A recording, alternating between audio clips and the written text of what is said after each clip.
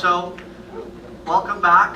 Again, my name is Anthony. My colleague Jeff. We're here to help you facilitate and help you with answering questions. If there's anything we can fill in for you or help you with making the session more pleasurable, let us know. Our next session, as you can tell, we have a bunch of chairs, so we'll have some guests to join us. We'll kick off first letting Michael Pakalak, who is Executive Director at AT&T Developer Program, talk about lessons learned from hackathons. Michael? I'm trying to fit this $10,000 check in my back pocket. Oh, I'm sorry, $25,000 check in my back pocket. That's not working. All right, here we go, guys. Thank you. All right, yeah, thank you, Anthony. So what we're going to go through today, this is going to be kind of a fun session for us. Of course, well, actually, even before I get into this, lunch is still going to be at 2 o'clock. Our apologies for running a little bit late during the keynote. So the sessions are starting a little bit off schedule, but lunch is still happening. Please join us there for food. But today, what we've done, this is actually part of a new design track. Last year, we did not actually have a track that focused on design issues specifically, and so this is a little bit of an experiment this year. So I'm going to put in an early call out. There is a survey that we do to all of our attendees here. If you like what we've done here, if you'd like to see this kind of content come back, strongly encourage you to fill out the attendee survey for the conference and give us some good marks if you liked it. And don't give us good marks if you didn't like it, but however you want to do that. But we really would appreciate you doing the survey data, because if I only get 1 or 2 survey things back from this session, that's really going to be inconclusive for us, not really able to help us. We look at that data and we figure out what we're going to do the following year based upon that. So early pitch for that. What we've done is there was kind of this thought. We run all these hackathons year round, and let me these were all supposed to be automated rolling through here, but so I'll just have to do this kind of manually. But AT&T hosts 24, actually more than 24 hackathons a year. It's not just the one that we have here at the Developer Summit. So these are running literally year round. And Alex Don is here. He's there's Alex. He'll be up here just shortly. He runs all of our events along with Ben Nelson. Where is Ben? Did Ben disappear? There's Ben. There you go. So these guys run our physical events every year. And there was this thought of really taking a look at what we think people can learn actually from attending that hackathon experience. When we've held these events, they're all around the U.S. We've done some that are global. We've done Malaysia. We've done Barcelona, Tel Aviv. So we do have a good mix. And a lot of these are 75, 150 people in size. So when you start to count them all up, there's literally thousands of people who have attended these events. And AT&T does these because we really want to get really just a relationship with the developer community and understanding that AT&T is a resource for you folks. And that, hey, by the way, we have this platform out here that we'd like you to know about as well. But really, this session is not about the hackathons themselves. And let me kind of run through a few of these photos. This is the one from San Francisco at the Hattery. This was an Autism Speaks themed hackathon. And we've done, as you know from the hackathon here, we've done public safety, we've done education, of course, wearables. But we really wanted to figure out, okay, what can we learn from this experience beyond just, not really how to win a hackathon, but what can software professionals kind of take back to their day-to-day if they were to attend a hackathon, what kind of experience, what are the things they can learn from that, or really just how do you really get through building an app really fast, sometimes with strangers. So we did a couple of things. We ran a survey, an online survey, gave away a device, and actually got a number of results back. And I'll be going through some of those results for about the first 15 minutes here. And but even better, we have Alex here, and we have our hackathon attendees and winners, finalists. So this is great. You're going to hear it straight from them as well. But I'll spend a little bit of time kind of go through what the survey said, and we'll learn a little bit from that. But let's kind of go through specifically I started out with a number of questions on the survey, but you can kind of see here, hey, how'd you get it done? What lessons did you really learn?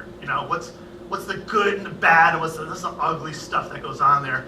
And and also just kind of what tools were you using? What APIs were you using? Like going through just a lot of those questions. So let's start going through some of that.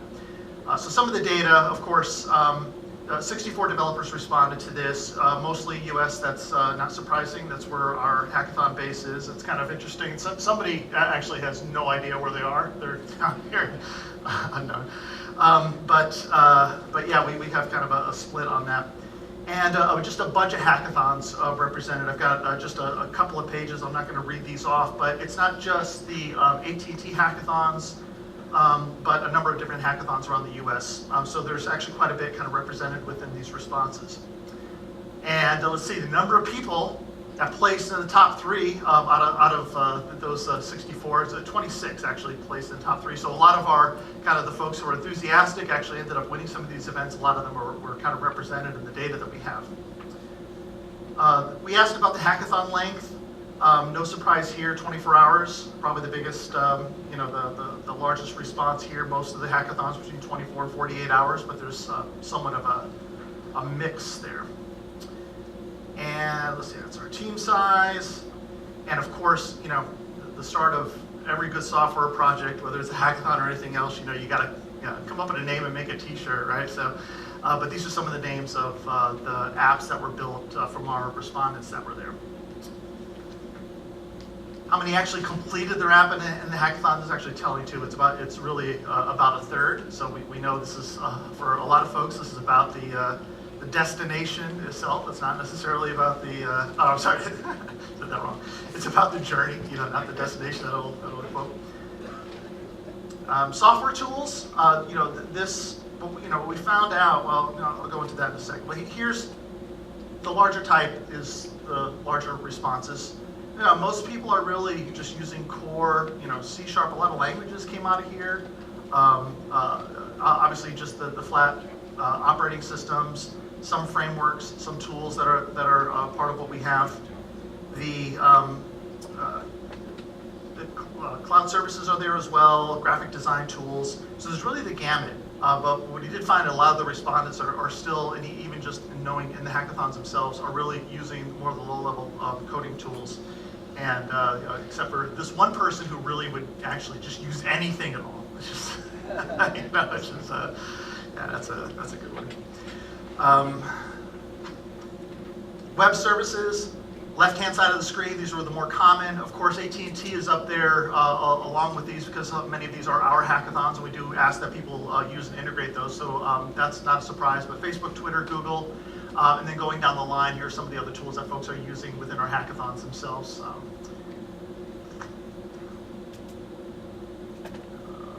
Oh yeah, that's right. Somebody's using all of them. Every single tool. Yeah, so we had a couple of interesting kind of nuggets there. So the big question, hey, how'd you get this done in 24 hours? Right? That was the first thing I really wanted to know. And honestly, I had no idea what kind of responses. These are just empty text boxes that people are filling in. We're not kind of starting out with specific things for them to fill in. So we just wanted to know, how'd you get it done? And from that, this is where we kind of ended up. People were really not talking about the development tools themselves, right? People are not talking about their hardware setup or things like that. In terms of getting things done very quickly, it's about the people that you have, the skills that they have, and the focus that they have during that time period. You want to get something done. And these are themes that we saw kind of across all of the responses. And I think this is also a little bit of a testament to how hardware tools have evolved. They're so sophisticated now that it's really not about the tools that are getting in your way. We're really kind of back to human-centric problems and challenges as you kind of go through this process. So let's go through the first set. So in breaking down this question, we had a few things going through there. So the first one was team dynamics. And I'm not going to read through all of these comments, and hopefully it shows up well on the screen, but just the ones in bold were kind of, again, common things coming across. And actually some of these sometimes conflict, which is not surprising as well, because some things work for some folks and some not others. But important things: division of labor. When you're starting out on a team, making sure everybody has their goals clearly laid out. Team communication. People are communicating well. They're communicating often. Getting along well, right? I mean, and that's really again, that came across in more than a few responses where people are just they're there to go through a stressful exercise very quickly. They want to kind of have fun doing that, and team collaboration. These are kind of the biggest points that kind of came across within the survey results. And these really focused on the people skills. So it was so important to have a diverse set of skills on your team. Don't walk in and, again, over and over again, don't come in and thinking you can do it all yourself. You really can't. Come in with a group of people and make sure that group of people has the set of skills you're going to need in order to be able to get through this within a day or two. Make that division of responsibilities very, very clear. Many backgrounds, and include designers within your backgrounds. Don't leave that out. Don't assume you can code something. I really like this, this quote, write code that's worked for you before. Don't assume you can code something you have never done, right? Don't walk into a hackathon saying, oh, well, I've never worked with this particular tool or environment, and I'm going to try to learn it as I go. And certainly some people do that, but don't necessarily assume that's going to help you get your project done within that short amount of time. And the last, so people skills and focus. This is the focus. Sticking to your plan. You want to get done in a couple of days. Everybody needs to be on the same page on what you're doing. Let's see. Clear definition. Focus. Doing the pitch before the app helps you focus. So this is really something where people are saying, look, know where you want to end up at the end of this hackathon. When you get up and you want to begin to pitch what you're actually going to be talking about, be thinking about that during the entire time period, because otherwise it's really easy to kind of get off focus. And last but not least, there were a few other themes that kind of came out in this first question about just getting it through in the first 24 hours. So be shooting for the MVP, the minimally viable product that you can actually put together. Drop those extra features. Keep it simple, right? Software design. People brought up modular design. Hey, brainstorming and planning, really important, but don't spend too much time on it, right? Get going. And even pencil and paper, people brought up is like, look, don't ignore those common, just sketch it all out before you get going. And of course, under etc., sense of humor, be ready to demo at any time, and polished presentation, right? If you know your pitch, make sure you practice your pitch all the way through. And I think that a lot of these things, of course, this was all about just trying to get through something fairly quickly. But what about professional software developers? What can they really learn from going through the hackathon experience? And what can really help them in their day-to-day? So, and there's a lot of text and comments on these slides. I want to remind you also that there's these slide decks are going to be up on our Dev Summit at AT&T.com.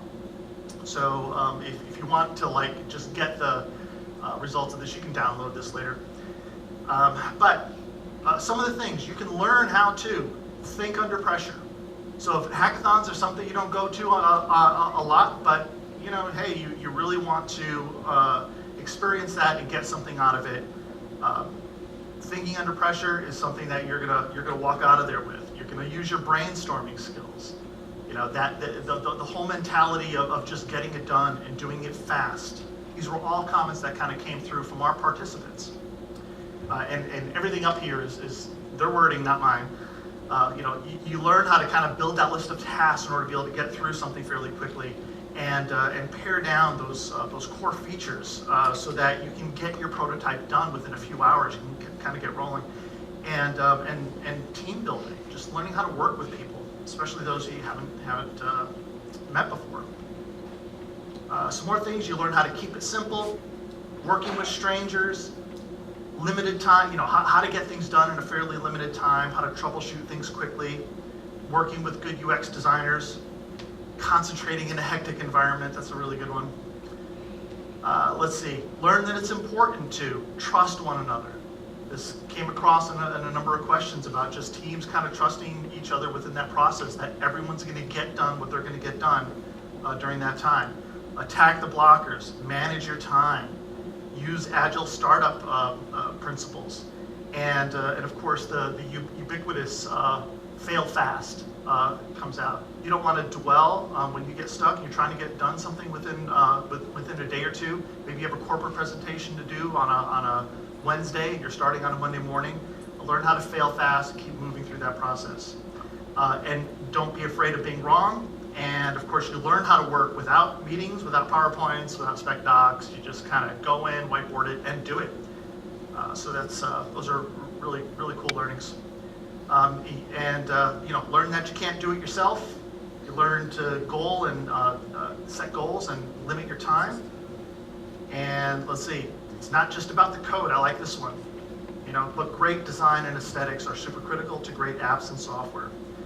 Let's see, creativity being fast-paced but not tense is the key. And that kind of goes back to the theme of you got to have fun kind of doing this. If people are kind of stressed out, that's actually not a good thing. So these were some of the things that really let's see, how am I doing on time, Anthony? Actually, let's see, that's 28 minutes left in the, yeah, okay, good. So let's see, next slide. So we had a few more questions, and I'll run through these, and then we're going to get our panelists up here. We'll get Alex and our group. But here's a few more nuggets. Team organization, we asked about that. How'd you organize your team? This one wasn't, honestly, not too surprising. What you might expect, a few folks, were little, individuals. Hey, I kind of did everything on my team. But most people are breaking things down. Let's see, hardware and firmware, web development, mobile development, UX, let's see, legal dev. I liked, let's see, where's our, here we go, Ninja Dev right there. Oh, my thing is going all the way up there. So it's really important to have a Ninja Dev apparently on your team, but just kind of do it, let's see. We had a back-end and front-end developer, low-level coder, all, and a presenter project manager all rolled into one. So, just like calling out, hey, you've got somebody who's kind of a jack of all trades on your team. So we had multiple hats and inquired into each other's role to get a more collaborative gel. That was a really good one. And I like this. Let junior members have a chance to shine. This is for fun, right? So there's a little bit of a mentorship going on with our events as well. People who are experienced at this, and then bringing in those who are somewhat new to that. And of course, let's see, do we have it? There we go. No organization at all. Chaos rules, right? Chaotic serendipity for the win, all right? So that goes against everything else that was just said, but that's how that goes. All right. People factor. Let's kind of go through a few of these things. What are the things that really, how'd your team communicate? What are those team dynamics that really worked best? Big whiteboard, obviously really helpful. Ensure everyone's on the same page. We were all realistic about what we could do and accomplish, right? Commitment and ownership are core dynamics. Right, so these are all things, let's see, if a physical presence is not, this is a really interesting one. If a physical presence is not feasible, in other words, your team can't all be there, get some kind of a live video conference or a chat, even if it's just rolling in the background. It's just a feeling of the people who are remote from you. You actually feel they're part of your team as that is this notion, excuse me, of everybody really being connected during that experience. And we left emotions and defensiveness at home. Right? We talked openly and decided quickly. So it's kind of this notion of just making sure that it's not an environment that is really not fun to be in. That everyone's contributing and people's comments are valued.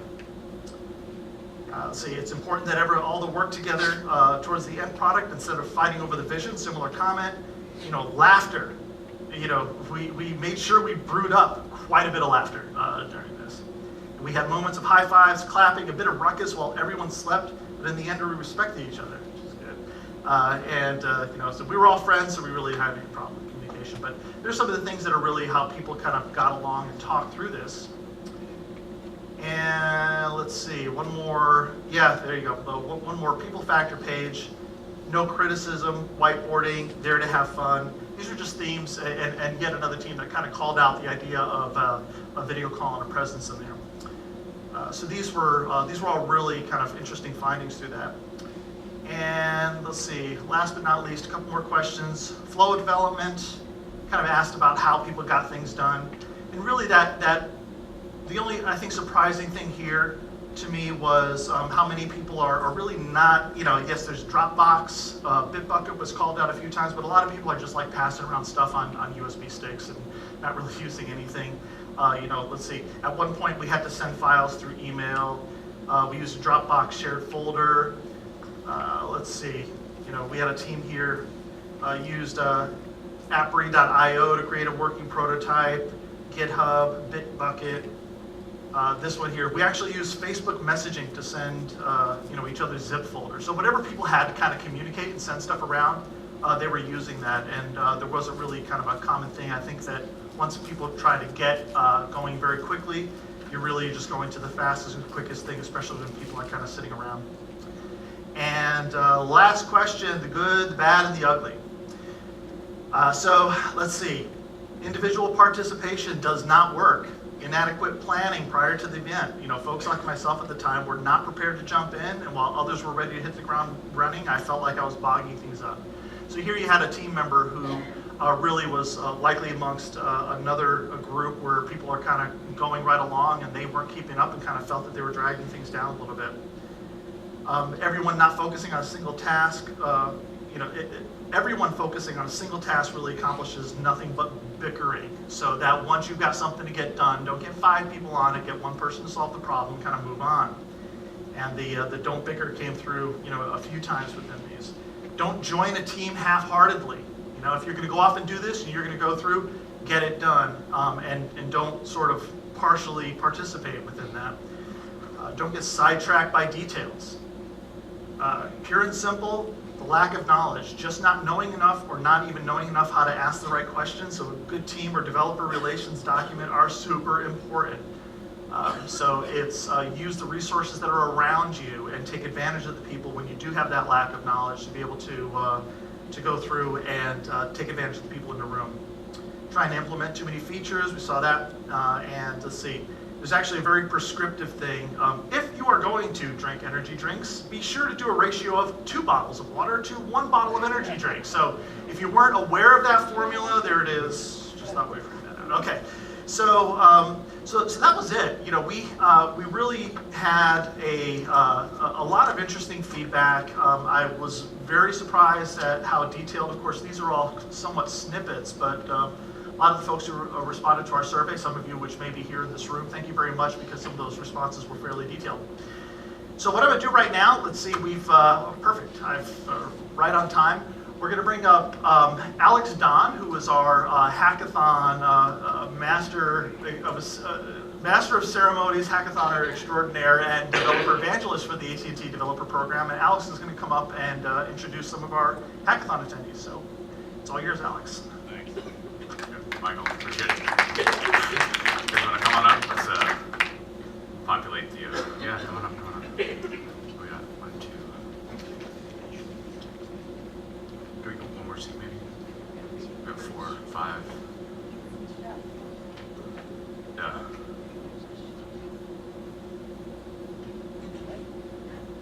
Pack them in. Just gonna pack them in. How you guys all doing today? Cool.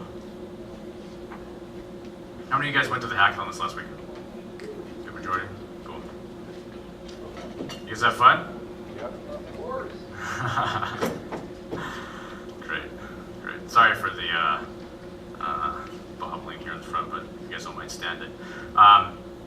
Yeah, so hopefully we can get some good background on hackathons and kind of give some first-hand experience feedback. How many of you guys have not been to a hackathon before? Raise your hand. Not good for you. Okay. Would you guys be interested in going to a hackathon? Yeah. Okay.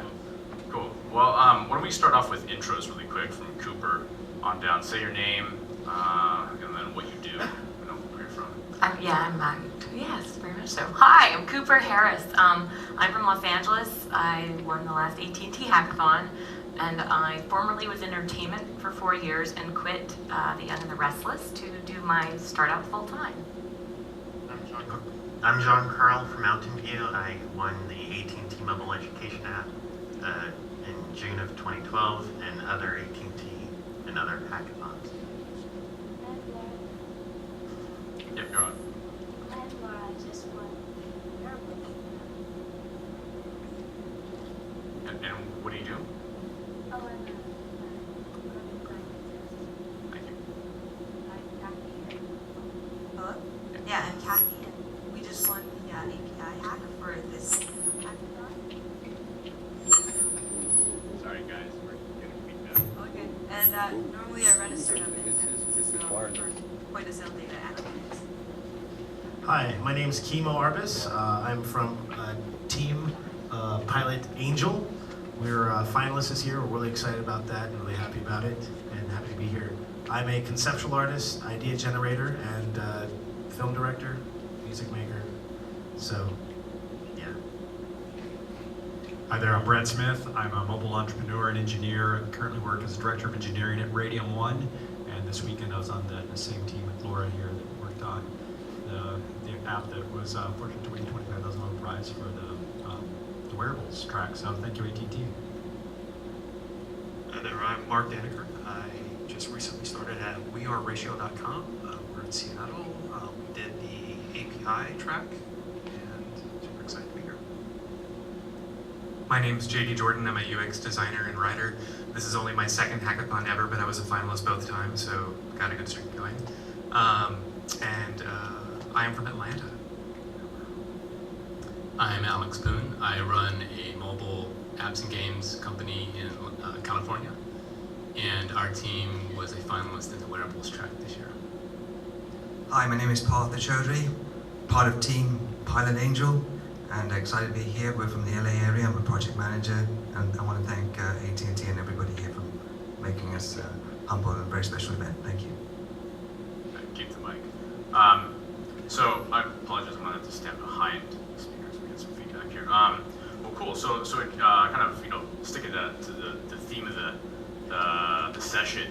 Can you guys talk a tiny bit about your first hackathon experience and then what you kind of learned from it as a new person, your first experience, right? So any takers on the question or?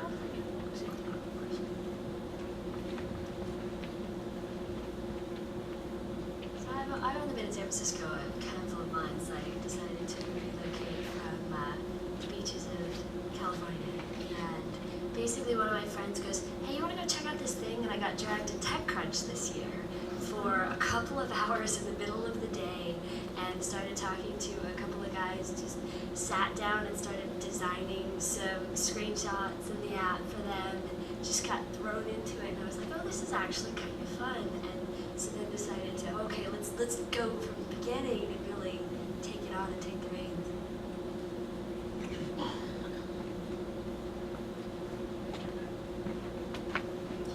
This is actually my first hackathon, and it was a very good learning experience. And one of the things I learned was how important presentation is. Of course, I knew that earlier, but just being able to communicate an idea quickly, and you don't have much time to talk about it. You don't have much time to really sell people on it.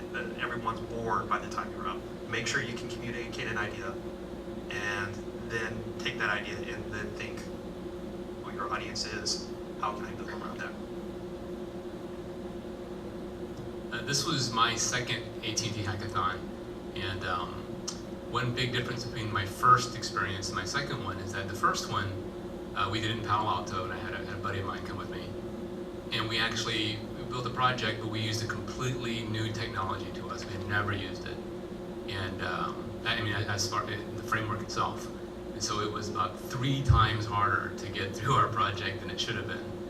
This time we're smarter. We came in with an idea, but we ended up using at least a framework that we had used plenty of times before. So my recommendation is if you come to a hackathon, come with fresh ideas, but not necessarily a fresh SDK or fresh framework. You might want to use something you used before?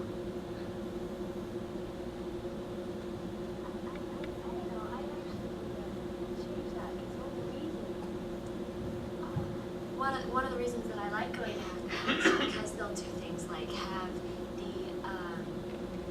the Qualcomm beacons and the new dongles and all the technology for you to play with. And I think that's one of my favorite things is using a lot of technology I know, but one or two that I have no idea, because it's kind of fun to just get your hands in there and try and see how it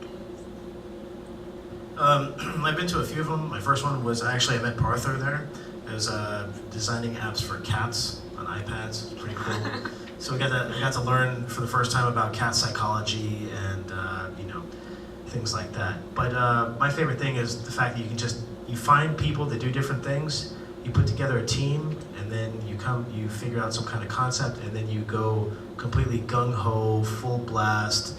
Like our programmer here, Kay, he didn't sleep at all. He was pounding the Red Bull. He's definitely a guy that you want to make drink water, But he did like 6 or 7 of them or something. I don't know. He slept on a pile of wires afterward. But it's just that intensity that's just incredible and makes it worthwhile, because you can do that in a startup, or you can do that just in life and actually do things that are important or things that can actually help people and things like that. And I think that's the biggest draw for me. I think as a serial hackathon winner and entrepreneur, that being able to play around with something for 24 or 48 hours, and if you fail, well, you lost the weekend, but you actually have something to show for it. And just to play around with it and see if something happens. A lot of the time it goes down the drain, but if you blog about it, you can show off. One of the great things is there's so many talented people here, so much knowledge. So you might have things that you come in with, you have your great ideas, and then you learn something, you see something, and then go around and talk to people. I mean, most people here are super friendly, just want to share their knowledge. So you have your ideas, you learn the new stuff, and then network and talk to people, have fun.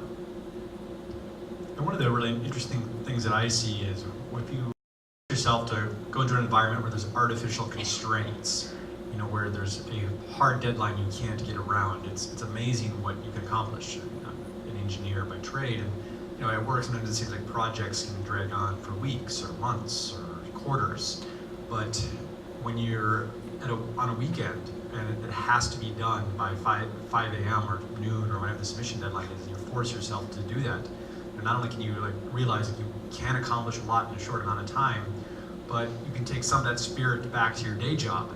And you show up at work on Monday morning and you think, geez, maybe we can accomplish more this week. Maybe our teams can be more efficient. Maybe we can get more work done. I mean, that's, to me, something that's very inspiring and powerful. Is one of the great takeaways I have from these events.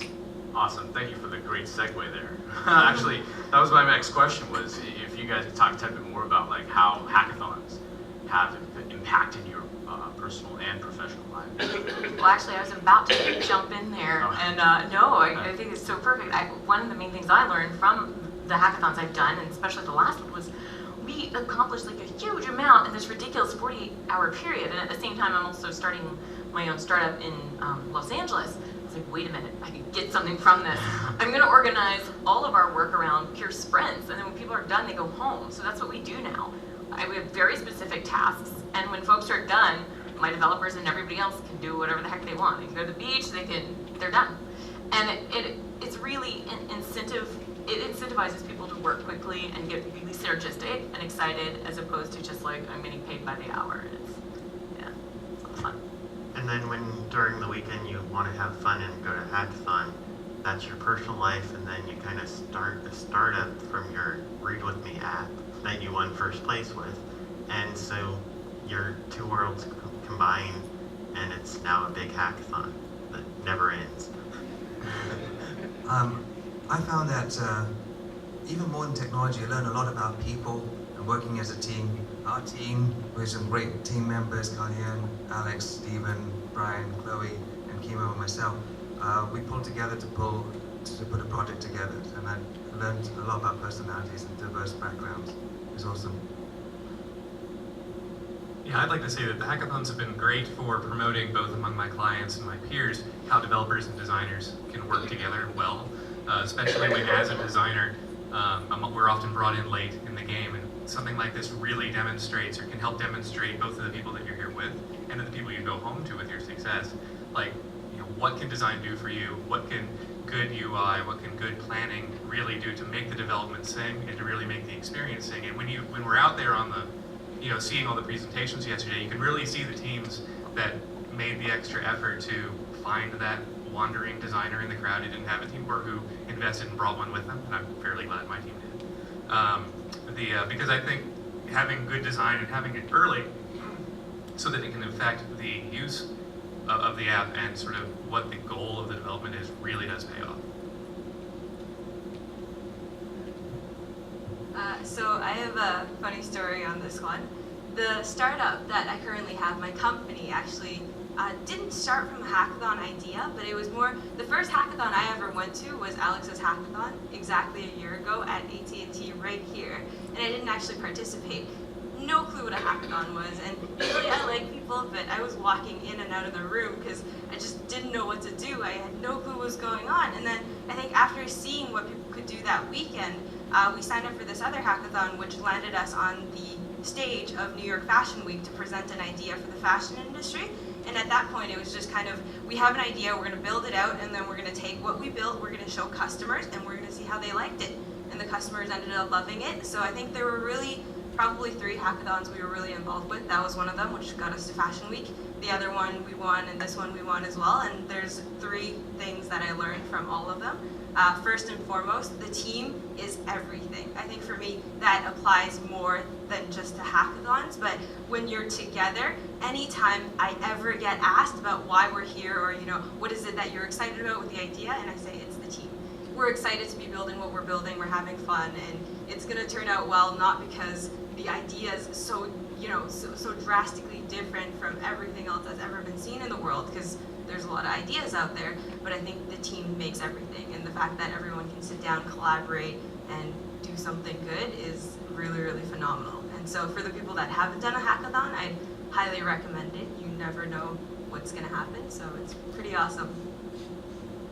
I think my favorite thing about doing this kind of stuff, not only like to try new stuff and to do something different, it's kind of just to give me a run for my money. All of a sudden I go, oh my goodness, I'm not organized in this, and I don't know where these are because I want to go through this particular font or this particular typeface, and I want to do it. And so it's kind of fun to have the opportunity to give you a run for your money, like you're back in college going, okay, we're going to spend up all night and make this happen in a couple hours. And I think the biggest thing I've learned is just starting to get together a team before you show up, having a couple people that you're like, okay, we're kind of having a group, whether you add people or take people away when you get there, and kind of starting to familiarize yourself with the idea of what this hackathon is centered around and what technology they're promoting and having around. Just spending like an hour before you walk in the door has made all the difference in the world. That's one big thing that I learned. That's awesome. And I would add to that too that if you can make an app or you know, some form of project that's personal, it's so much easier to make. You're so much that much more inspired. You have an idea. For example, the app that we made, that one was a dating app, but a date planning app specifically for my then boyfriend. So slightly more, you don't get much more personal than that. But I genuinely, it was a real problem I wanted to solve with him planning dates for me, and he's now an ex-boyfriend, so maybe it didn't work out so well.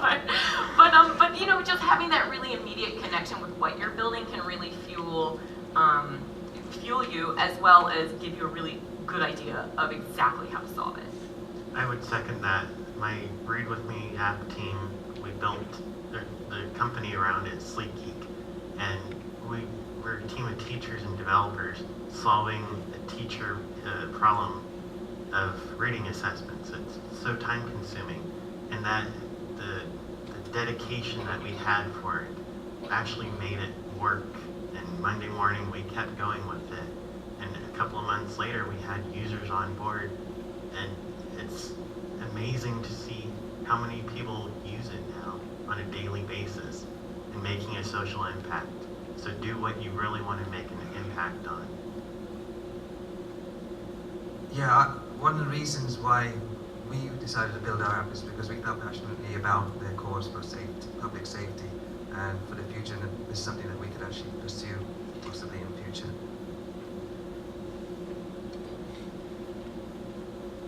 Well, cool. Before we jump into, it sounds like passion is a core theme here. Before we jump into that, is there any audience questions? You guys have any open questions? Of course, James. Hi. So I was one of the judges for the hackathon, and I have a lot of questions, but I would love to make some points too. I mean, one thing that I saw was about presentation, and I begin to tell you, it has dawned on me, this is the number one problem. So this is the number one problem today is presentation. I mean, I think we're all great at our geekery, but the number one area where we fall down is presentation. We saw that for 5.5 gruesome hours. Let me tell you. I'm working on that, promise. The panel of judges, and Alex is great. We're going to resolve it. We have ways to resolve it, but let me tell you. And you know what, in your personal lives too, I'm sorry you got me going now, but in your personal lives too, in your own career, you need to be able to communicate your value back to your boss, for crying out loud, or else he's not going to know. Anyway, so I'd like to know, Cooper was actually, I was sensei twice where she won first place in Santa Monica, and most recently with It's a Date in Santa Monica in July. I'm wondering, with the whole team, did you bring your teams here? My impression as sensei in Santa Monica was the teams were formed there. But here at this hackathon, I'm wondering, did you all bring your teams here? Or did you get some people, did you pick up team players while you were here?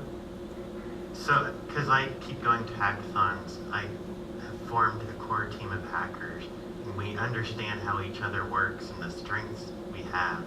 And so we have found that coming into a hackathon, we focus more on the product and the presentation than what can you do. And that saves a lot of the time. You don't have the team dynamics to deal with. Yeah, that's a huge advantage. Dang.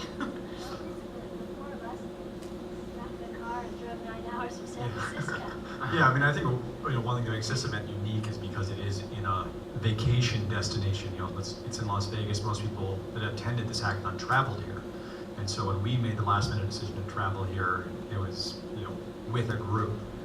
We've attended other events locally in San Francisco where we're from, where it was much more organic, and teams would kind of form while you're there. But it was really powerful here. I mean, we took a 9-hour drive, with the team and said, let's go there and do something. And then we had 9 hours of driving in a car to brainstorm ideas and strategy. And truthfully, there's a lot of value in that. When it's just like spending time at the whiteboard before you spend time at the keyboard. And by doing that brainstorming exercise for 9 solid hours, we had a strong plan for what we were going to do after we caught up on sleep and walked into the venue in the morning. And you had nowhere to go. You were stuck. Stuck in the car. We have to discuss this. For all the hackathons I've gone to, this is the first one I've ended up in the finals. But I would go there, and the whole thing would just be to go talk to people, find out what people do, and introduce yourself and stuff. And then you end up seeing, repeat hackers. And so I saw Parther, and he introduced me to his friends, and we put a cool team together. Got another person here, Kay, and so it was really cool. But I think the main thing is just you got to break out of your shell and just talk to people and see what's going on. It came with the team, but I didn't meet most of them until just very recently. It was very important, at least in my opinion, it was very important that before the hackathon to have some time together, just like the car. We just walked around the city, talking, getting to know everyone, and it was really nice to sort of know what people are like, what their energy level is. It's very important. Some people get really excited about things. Some people just sort of lose their energy.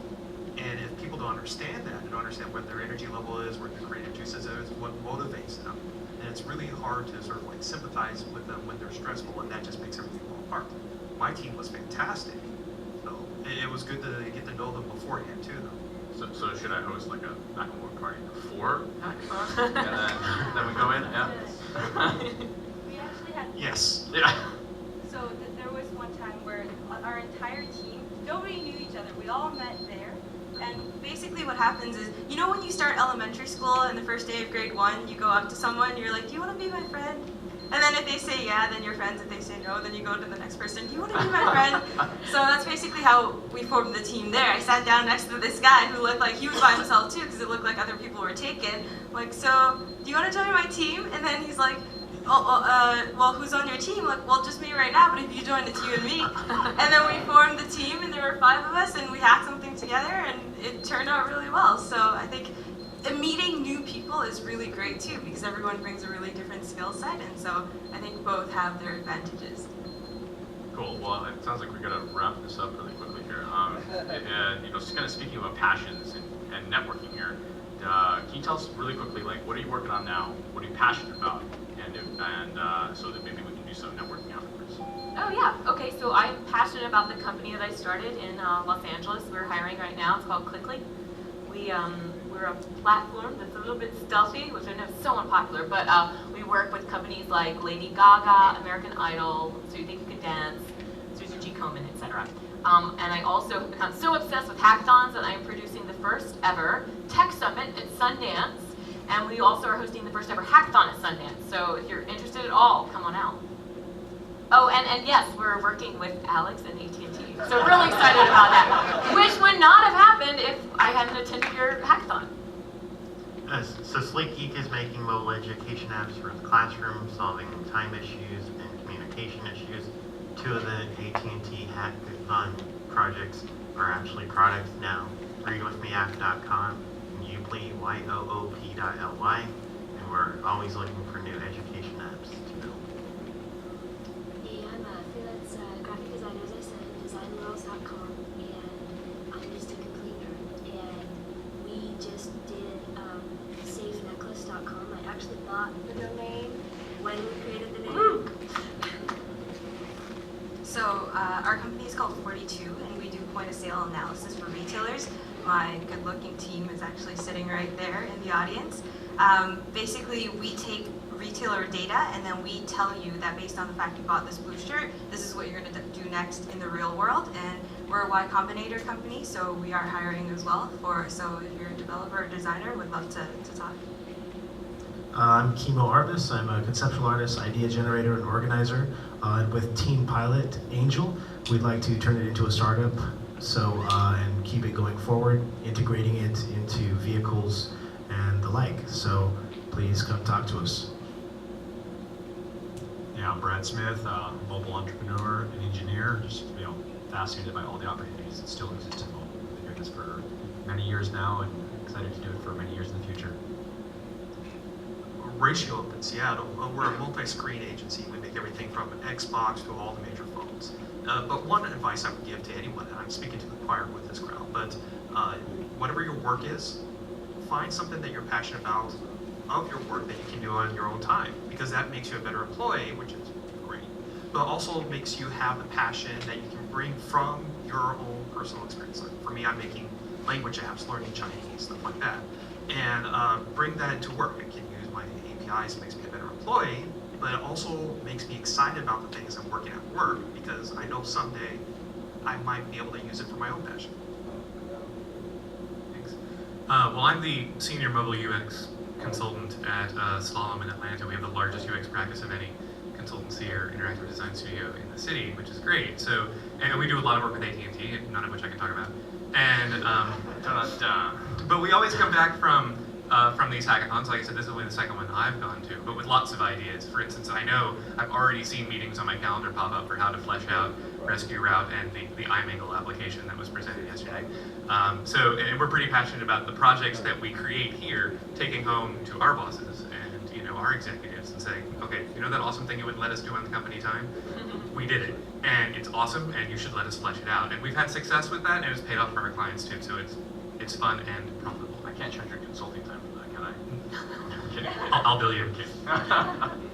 So the name of the company that I run is called Bonfire Media. And we're just really passionate about making cool games and apps for mobile devices. And we always have about 5 or 6 games in the pipeline and working on a couple at once. The last 2 games we published, one is called Loops and another one is called One Clue. But we're always just working on multiple games and have a big pipeline of more games coming. I am Partha Chaudhary. I actually work as a project manager at Kaiser and Kaiser Permanente in healthcare. And actually, this is kind of a side venture, but it is kind of in healthcare and safety. And as part of Team Pilot Angel, we'd like to do some more in the area of health, fitness, and safety. Excellent. Well, sounds good. So, what's next is all the panelists are gonna be in Addison next. And so, if you have any questions, follow us over to Addison. Happy to answer more questions. And then lunch is gonna be served there as well. So, a lot of food and grub. And thank you much for coming out. We'll see you over in Addison in a bit.